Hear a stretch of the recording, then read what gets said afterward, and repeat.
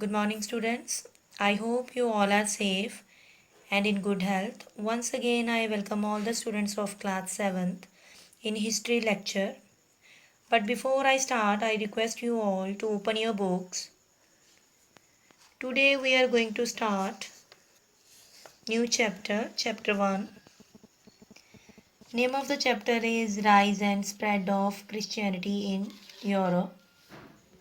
And the topic which we are going to cover are the medieval age, socio-political system, Roman conquest of Palestine, advent of Christianity, Jesus Christ, spread of Christianity, medieval Europe, decline of ancient Roman Empire, role of Charlemagne, Byzantine Empire, emergence of Turks, Crusades, monasteries and their significance.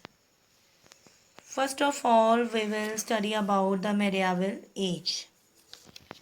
Students, when you go through this paragraph, you will come to know the meaning of medieval.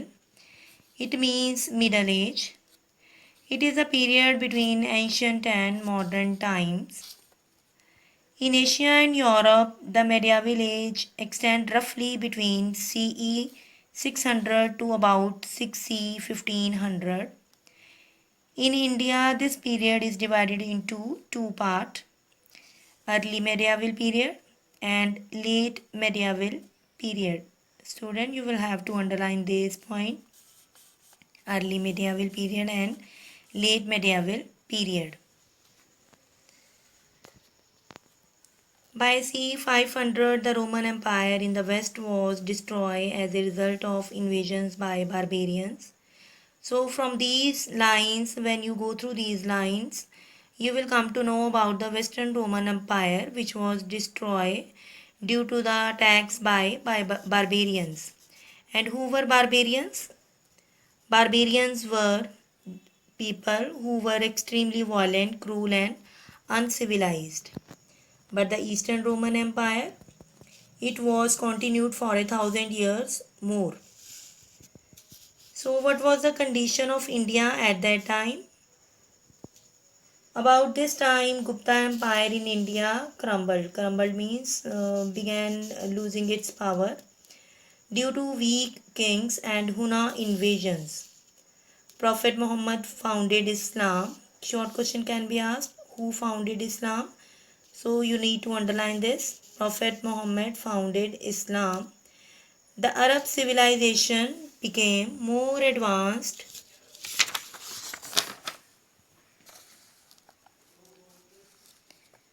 in the medieval world. Socio-political system.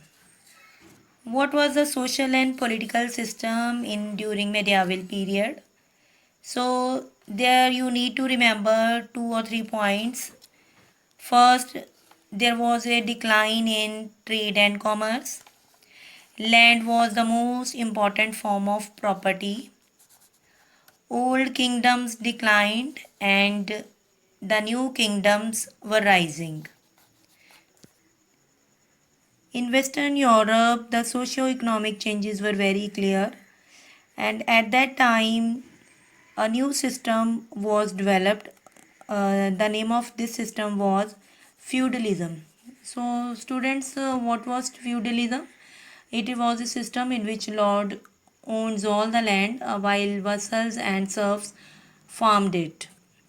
So, this is a picture of feudalism.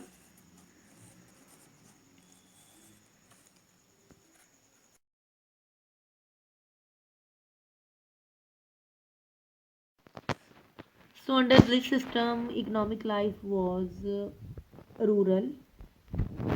Society was divided between peasants. Peasants means you can say farmer who worked on the land, and the feudal lords who either got a share of the peasants' produce or had peasants to work on their lands without any payment.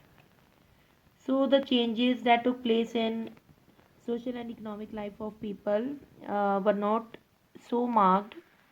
For example, it could be seen clearly in Western Europe, but in other part of world, these changes were not so clear. For example, as we have studied earlier, that trade and commerce were decline in Western Europe, but trade and towns they did not decline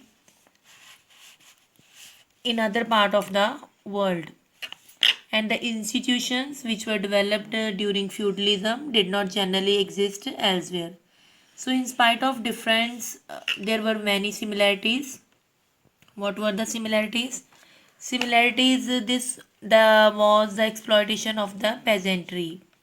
That was the main feature of that system that could be seen everywhere.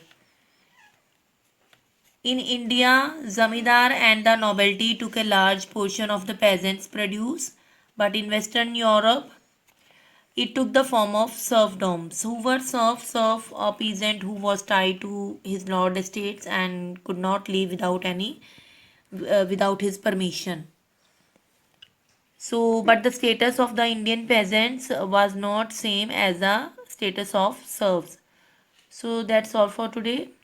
For homework, you will go through the page 1 and 2, and you will learn the word meaning which are given on page 1 and 2. So that's all for today. Thank you. Have a nice day.